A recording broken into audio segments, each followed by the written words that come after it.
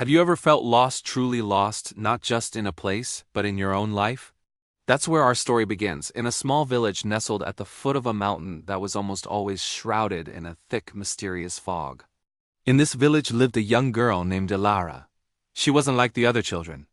While they played in the sunlit meadows, Ilara was drawn to the fog, to the quiet and the mystery it held. The villagers were wary of it. They called it the Gray Veil and told stories of people who wandered in and were never seen again. They saw it as a source of confusion and loss. But Ilara saw something different. She saw a friend. Every morning she would walk to the edge of the forest where the fog was thickest. "Hello, fog," she would whisper, her voice barely a sound. And in her heart she felt a response, a gentle swirl of mist around her ankles, a cool caress on her cheek. She would tell the fog her secrets, her dreams of seeing the world beyond the mountains, her sadness when she felt lonely. The fog listened, silent and patient. It didn't offer advice or judgment. It simply was. In its presence, Ilara felt understood. She felt safe. One day, a terrible storm swept through the valley. Winds howled and rain lashed down, turning the village paths into rivers of mud. When the storm finally passed, the villagers emerged to a devastating sight. The bridge connecting them to the outside world, their only lifeline, was gone, washed away by the raging river. Panic set in. Their supplies were dwindling, and there was no way to get more. The elders gathered, their faces etched with worry. They spoke of an old, forgotten path over the mountain, but no one had used it in generations. It was treacherous, and worse, it was completely hidden by the Gray Veil. Fear hung over the village, thicker than the fog itself. "The path is lost forever," one elder declared. "The fog has claimed it." But Ilara, who had been listening quietly, stepped forward. "I can find it," she said, her voice clear and steady. The villagers stared at her, a mix of disbelief and desperation in their eyes. "The fog is my friend," she explained simply. "It will guide me." With a small pack on her back and a heart full of trust, Ilara walked towards the mountain. As she stepped into the dense mist, the world she knew disappeared.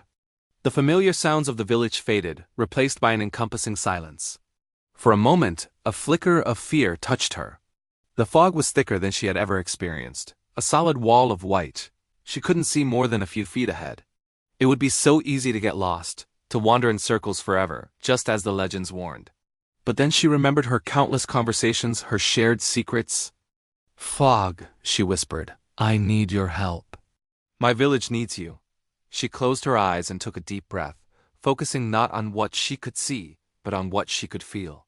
A gentle breeze, a current within the mist, nudged her to the left. She followed it. The fog thinned slightly in one direction, revealing a faint, moss-covered stone she had never seen before. It was a sign. Trusting her friend, Ilara continued her journey. The fog was her compass and her map. It would part just enough to show her the next step, a gnarled root to hold on to, a patch of solid ground amidst the scree, an ancient, barely visible carving on a tree trunk that marked the trail. It was like a dance, a silent conversation between girl and mist. The fog shielded her from the dizzying drops on either side of the narrow path, allowing her to focus only on the safe passage ahead. It muffled the frightening sounds of the wild, wrapping her in a cocoon of peace. She wasn't fighting the fog. She was working with it. Hours passed. Her legs ached and her resolve wavered. Was she just imagining this? Was she leading herself into even greater danger? Just as doubt began to creep in, the fog grew incredibly dense, stopping her in her tracks. She stood still, confused. Then slowly it began to recede, pulling back like a curtain at the start of a play, and what it revealed took her breath away. Below her, bathed in sunlight, was the neighboring valley, green and teeming with life. She had done it. She had crossed the mountain. Ilara didn't waste a moment. She scrambled down the other side and alerted the people of the next village about her own plight. A rescue party was organized immediately. But now came the second challenge, guiding them back. How will we ever find our way through that? One of the rescuers asked, gesturing towards the impenetrable wall of white that crowned the mountain. Ilara just smiled. "Don't worry," she said. "My friend will show us the way." And it did. The fog once again became their guide, parting to reveal the path, this time for the whole group. When they finally emerged on the other side, the The sight of the rescue party, laden with food and supplies, was met with cries of joy and disbelief from her village. Ilara was hailed as a hero. They looked at the fog differently now. They saw not a menace, but a protector.